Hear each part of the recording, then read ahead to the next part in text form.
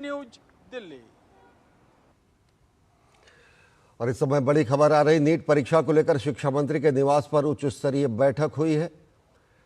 और बैठक में आगामी नीट परीक्षा को लेकर विस्तृत चर्चा की गई है। जैसा कि आपको ज्ञात है कि नीट के परीक्षा पत्र लीक होने की वजह से परीक्षा शून्य घोषित कर दी गई है, रद्द कर दी गई है। और बैठक में सचिव उच्च शिक्षा, सचिव स्कूल शिक्षा, डीजी एनटीए ने हिस्सा लिया है। इसके अलावा सीबीएसई, केंद्रीय विद्यालय संगठन और नवोदय विद्यालय समिति के कमिश्नर सहित अनेक वरिष्ठ अधिकारी भी इस बैठक में शामिल हुए हैं। नीट परीक्षा को लेकर शिक्षा मंत्री के आवास पर उच्च स्तरीय बैठक हुई है, जिसमें बैठक में नीट की आगामी परीक्षा को लेकर चर्चा की गई है। परीक्षा रद्द कर दी जा चुकी है और इस बैठक में सचिव उच्च शिक्षा, सचिव स्कूल शिक्षा, डीजी एनटीए ने हिस्सा लिया और केंद्रीय विद्यालय, नवोदय विद्यालय कमिश्नर सहित अनेक वरिष्ठ अधिकारी भी शामिल हुए। हमारे संवाददाता निशांत सौरभ हमारे साथ जुड़ चुके हैं। निशांत, अगर देखें तो उच्च स्तरीय बैठक हुई है शिक्षा मंत्री के आवास पर, क्या कुछ जानकारी इस बारे में, क्योंकि नीट की परीक्षा रद्द होने के बाद अब लोगों को, सबसे ज़्यादा बच्चों को दरकार इस बात की कि परीक्षा कब, कैसे और कितने पारदर्शी तरीके से संभव हो सकेगी? जी अश्विनी, देखिए बिल्कुल बहुत मुश्किल परिस्थितियों में नेशनल टेस्टिंग एजेंसी ने नीट यूजी 2026 की जो परीक्षा है उसको रद्द करने का निर्णय लिया। ये 2 दिन पहले की बात है, मंगलवार की बात है। और उसी दिन जो डीजी एनटीए ने एक पत्रकारों से बातचीत करते हुए कहा था कि आगामी 1 हफ्ते के अंदर नीट यूजी परीक्षा की नई तारीखों की घोषणा की जाएगी। अब चूंकि ये इतनी बड़ी परीक्षा है, इतने बड़े लेवल पर आयोजन होता है नीट यूजी परीक्षा का, दुनिया की सबसे बड़ी परीक्षा मानी जाती है नीट यूजी की परीक्षा, जिसमें इस बार 22 लाख से अधिक छात्र शामिल हुए थे। तो इस परीक्षा के को फिर से नए सिरे से आयोजित करने के लिए काफी व्यापक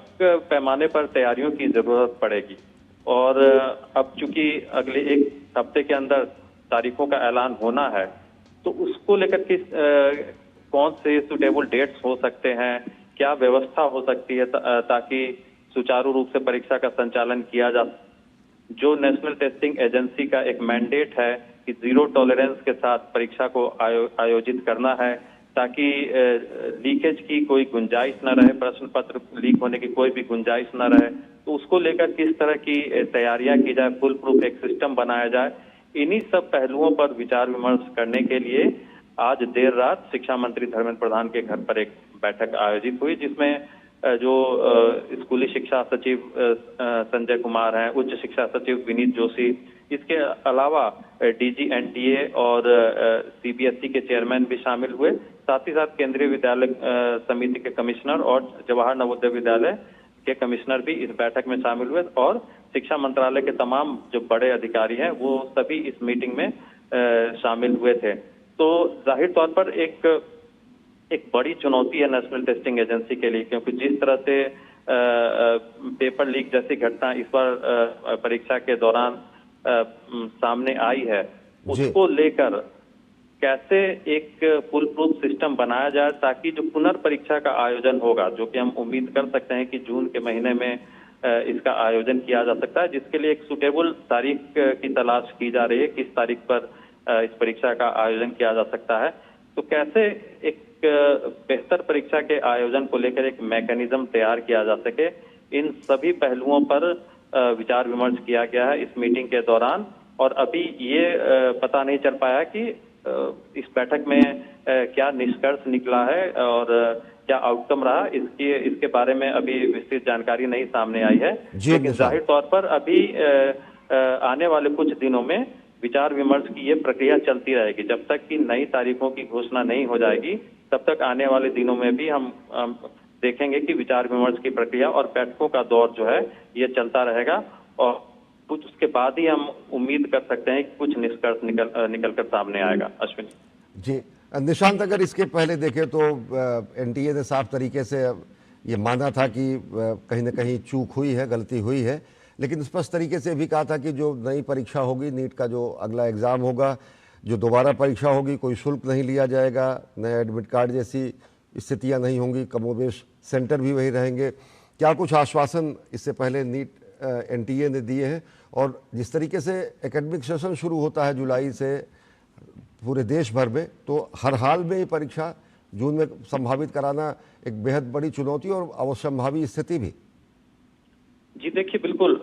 चूक की आपने बात कही है, चूक तो हुई है और यही वजह है कि नेशनल टेस्टिंग एजेंसी ने बिना समय गंवाए, चूंकि मामला अभी सीबीआई को सौंपा गया है जांच के लिए और आपको मालूम है कि जांच में वक्त लगता है। उस जांच के बाद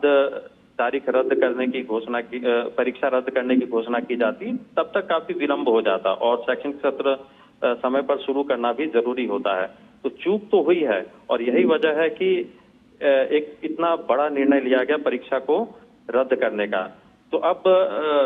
जो नए सिरे से परीक्षा जो आयोजित होगी उसके लिए नेशनल टेस्टिंग एजेंसी ने कहा है कि जिन छात्रों ने 3 मई को जो परीक्षा हुई थी उसके लिए रजिस्ट्रेशन कराया था, उनको फिर से रजिस्ट्रेशन नहीं करना पड़ेगा और वो जो रजिस्ट्रेशन था वो मान्य रहेगा और जो अगली परीक्षा के लिए उन्हें कोई पंजीकरण शुल्क भी नहीं देना पड़ेगा, बल्कि जो उन्होंने रजिस्ट्रेशन फीस दिया था उस समय वो भी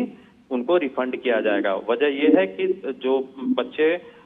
दोबारा परीक्षा देने जाएंगे उनके साथ उनके पेरेंट्स भी जाएंगे, आने जाने में तमाम परेशानियां होती हैं, तो इसी के मद्देनजर नेशनल टेस्टिंग एजेंसी ने लिया है कि जो पंजीकरण शुल्क लिया गया था बच्चों से उनको वो रिफंड किया जाएगा। और जहां तक एकेडमिक सेशन की बात है तो अभी जैसे मई में परीक्षा आयोजित हुई थी तो उसका जून में मिड जून तक उसका परिणाम घोषित कर दिया जाता, लेकिन अब जून से पहले, मिड जून से पहले उम्मीद बहुत कम है कि परीक्षा आयोजित हो पाएगी और जून में परीक्षा होगी तो जुलाई में उसका परिणाम घोषित किया जाएगा और उसके बाद जो काउंसलिंग की प्रक्रिया होती है वो शुरू होगी और हम ये उम्मीद कर सकते हैं कि अगस्त में जो नया सेशन है वो शुरू हो पाएगा। तो थोड़ा बहुत विलंब भले ही होगा लेकिन उतना भी विलंब नहीं होगा कि छात्रों को किसी प्रकार की परेशानी हो। तो निश्चित तौर पर एक छात्रों का जो साल है वो बर्बाद नहीं होगा और नियत समय पर जो शैक्षणिक सत्र वो शुरू करने की पूरी कोशिश होगी।